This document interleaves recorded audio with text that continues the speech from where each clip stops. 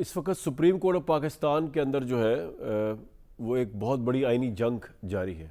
और एक जंग सुप्रीम कोर्ट ऑफ पाकिस्तान के बाहर जारी है। और ये वो जंग है जिसमें कहा जा रहा है कि सुप्रीम कोर्ट की ताकत जो है उसका बैलेंस ठीक करना बड़ा ज़रूरी है, फिक्स करना बहुत ज़रूरी है। और उसमें अगर आप बिलावल भुट्टो साहब की सदाएँ सुने तो वो ये सदा ये बुलंद कर रहे हैं कि ये इसलिए ज़रूरी है क्योंकि इतना वर्कलोड है सुप्रीम कोर्ट ऑफ पाकिस्तान के ऊपर, और जो आइनी और सियासी मामलात हैं ये इनको वैसे भी चार्टर ऑफ डेमोक्रेसी के तहत वो कहते हैं अलग होना चाहिए, इसलिए बहुत ज़रूरी है कि एक नई आइनी अदालत बनाई जाए। बल्कि वो तो ये भी कह रहे हैं कि सूबों में भी बननी चाहिए ताकि वर्कलोड का खात्मा हो, ताकि सियासी मामलात को जो सुप्रीम कोर्ट ना देखे। तो ये तमाम जंगें जारी हैं, सियासतदानों ने उसका महाज संभाला हुआ है। पहले नून लीग ने संभाला हुआ था, फोर फ्रंट पे इस वक्त बिलावल भुट्टो जरदारी साहब है। और ये तमाम सिचुएशन जो है वो पाकिस्तान में बहुत से लोगों के नज़दीक एक बदकिस्मत सिनेरियो को प्रेजेंट कर रही है, जिसके अंदर आपका अदालतों पर से एतमाद उठता चला नहीं जा रहा, उठ चुका है। आधी अदालत के मुतालिक ये परसेप्शन है कि वो इमरान खान के साथ फैसले आ रहे हैं उनके, आधी अदालत के मुतालिक परसेप्शन ये है कि वो हुकूमत के हक़ में फ़ैसले करेगी या आ रहे हैं। अभी इवन ये 63A का जो फैसला जो मामला चल रहा है इसके मुतालिक लोगों ने पहले परसेप्शन बना ली हुई है कि ये 5-0 से या 4-1 से हुकूमत के हक़ में होगा, पीपल्स पार्टी और नून लीग के हक़ में होगा या किस तरह होगा। तो जिस मुल्क के अंदर पोजीशन ये हो इंसाफ की और अदालतों की, when the house is divided against its own self, तो वहाँ पे कौन सा हाउस होगा और कौन सी यूनिटी होगी और कौन सा इंसाफ होगा। इस तमाम सिचुएशन के ऊपर सबसे इंटरेस्टिंग बिलावल भुट्टो जरदारी साहब तो है, लेकिन उनसे भी ज़्यादा इंटरेस्टिंग मुझे इरफान सिद्दीकी साहब जो है उनका तमाम आर्गूमेंट लगा जो उन्होंने लास्ट वीक दिया और पूरे पाकिस्तानी मीडिया ने उसको कवर किया।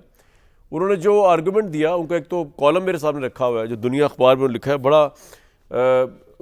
मतलब उनकी तनकीद का अंदाज़ भी इतना शायराना है इरफान सिद्दीकी साहब का, और इतना उसमें फ़लसफ़ा भी है, शायरी भी है, अल्फाज का चुनाव भी जो है बड़ा ही फसाहत व बलागत पर मबनी है कि अगरचे अगर दूर से देखा जाए या इवन करीब से देखा जाए तो लगेगा कि शायद इरफान सिद्दीकी साहब से बढ़कर रूए ज़मीन पर पाकिस्तान की मौजूदा सुप्रीम कोर्ट का नाक़िद कोई नहीं है, और ख़ास तौर पर सुप्रीम कोर्ट के एक हिस्से का नाक़िद तो कोई भी नहीं है जितने इरफान सिद्दीकी साहब है। लेकिन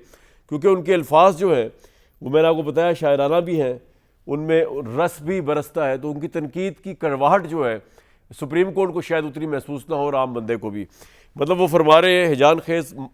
माजून मरकब, मैं उर्दू अगर गलत पढ़ दूँ तो माजरत पहले ही, बड़ी अच्छी उर्दू वो लिखते हैं इरफान साहब और उन्होंने बड़ी अच्छी उर्दू लिखी है। वो इस फैसले को और सुप्रीम कोर्ट की 8 रुकनी बेंच को बेसिकली तहक़ीक़ करते हुए उन्होंने ये फरमाया कि अगर अदालत आइन व कानून की वाज़ेह आर्टिकल्स की नफ़ी, उन्होंने बड़े इंटरेस्टिंग, उन्होंने कहा कोई भी इदारा राह रास्त से भटके तो अदालत उसकी गिरफ्त करती है। अगर अदालत आइन व कानून की वाज़ेह आर्टिकल्स की नफ़ी करे तो उसे कौन ठीक करेगा। और यही उन्होंने अपने प्रेस टॉक के अंदर भी ये बात कही। तो मेरे ज़हन में उस वक्त भी सवाल ये आया था और अब भी आ रहा है कि कौन ठीक करेगा और ये मैंडेट किसके पास है सुप्रीम कोर्ट को ठीक करने का। सुप्रीम कोर्ट किसी फैसले को ये कहने का कि वो ठीक नहीं है इन फर्स्ट प्लेस, ये मैंडेट किसके पास है। क्योंकि जब आप एक शख्स के पास, जिसको आप अदालत कहते हैं, रेफरी उसको एक्सेप्ट करते हैं, आप जाते हैं, उसमें आप केस हार भी जाएं